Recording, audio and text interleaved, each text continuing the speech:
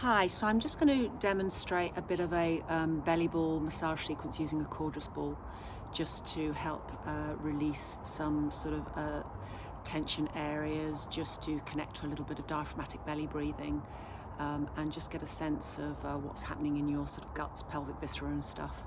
So take it sort of steady. Remember, it doesn't have to hurt to work.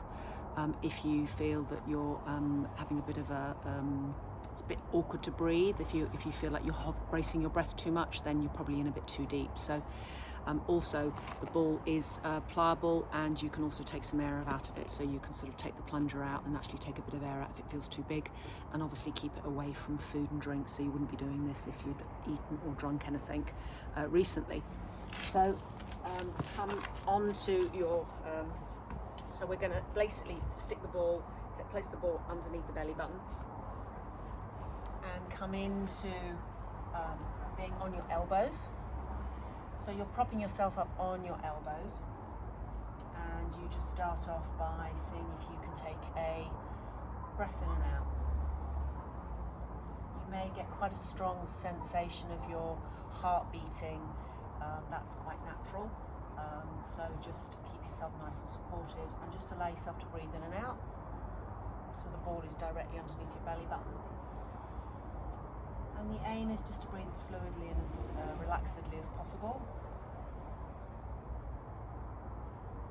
And then what we're going to do, and we're going to begin to take a few breaths in. We're going to breathe in through the nose, and we're going to expand down into the belly. So we're going to try and let the diaphragm move down a little bit. So I'm going to take a big breath in through my nose for a count of 5. So I'm going to be breathing in for 1.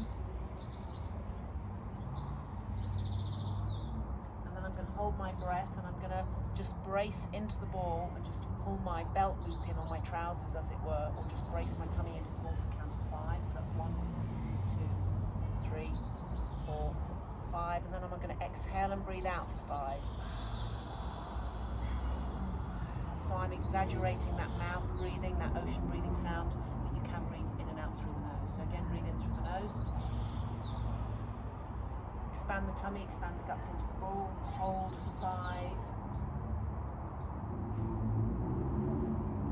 And then breathe out. Sorry, I was holding my breath. Breathe out. And allow yourself to descend. Do that a few more times. Breathing in. Brace into the ball. So you're bracing. It's as if you're engaging those lower abdominal cough muscles. So it's a small amount of bracing into the ball. You're not pushing everything out particularly, but you're pulling everything in. Hold for 5. And you can do that for 3, 4, 5, 6, 7 times. Whatever feels comfortable. And then what we're going to do is we're going to begin to do a little bit of slide and glide. So the ball is directly underneath the belly button, and we're rolling and sliding and gliding across the ball. So you may feel a little bit gurgly, it may make you feel a little bit windy.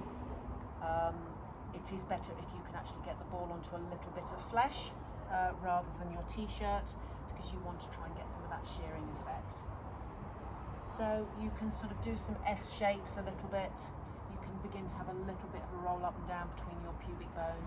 We're aiming to actually see if we can come down completely over the ball and allow the ball to almost make a bit of a dent. So we're also beginning to access a little bit of hip flexor and front of hip flexor and sort of psoas. So we're going to allow the body just to drape over the ball. So it's as if my pubic bone is tucking underneath me. So it's allowing that rounding of the low back.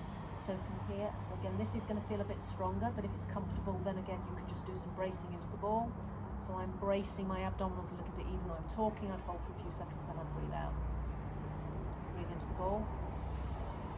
Brace, so you may or may not be able to see a small bracing from that angle. Brace into the ball and breathe out. So you can do that again 3 or 4 times.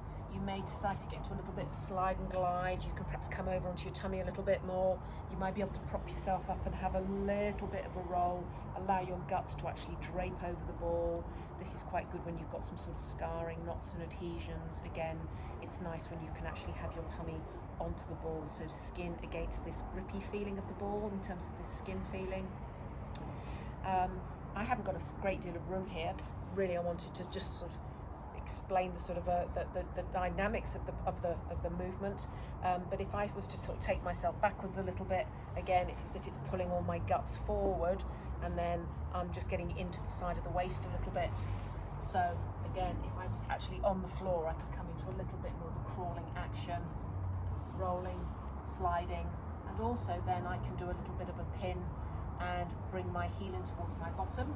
So that is going to feel a little bit stronger in terms of the tensioning through the underbody. You can actually pull the heel in a bit closer. You can extend the spine a little bit more and come up onto your elbow. Or again, you may just decide to keep the ball fairly low above the pubic bone and just rest and allow yourself to soften over the ball. So it's up to you how dynamic you want this to be. It can be a question of that you can just relax into this position a little bit, or see if you can steady and focus on breathing as equally as possible in and out through the nose. And allowing yourself almost like a sighing, releasing out breath. So this is in terms of opening up a little bit of the belly breathing. The diaphragm sits up under here. If you go straight into the diaphragmatic area, obviously it's very near the stomach and it can make you feel a bit uncomfortable, perhaps a little bit nauseous. So my suggestion would be to start lower, to come up to the chest, and then gradually, as you become more experienced, get into the actual sort of diaphragm area. So the next phase would be to come in and do that same sort of sequence onto the chest. Again, bracing, just seeing how you feel on the ball, taking some breaths first of all, just to give you a start point. Then do some contract relaxed breathing, breathing in for 5, holding for 5, out for 5, having a bit of a bear crawl across the ball and bringing it across the chest and the pecs. So we'll have been getting into the gut here, and then we'll be getting into the clavicles and below the clavicles and into the sternum and the chest. So do a bit of a check-in, just to have a sense of how your breathing feels before you start that, and then do a bit of a check-in afterwards. Hopefully that's helpful. Thank you. Bye.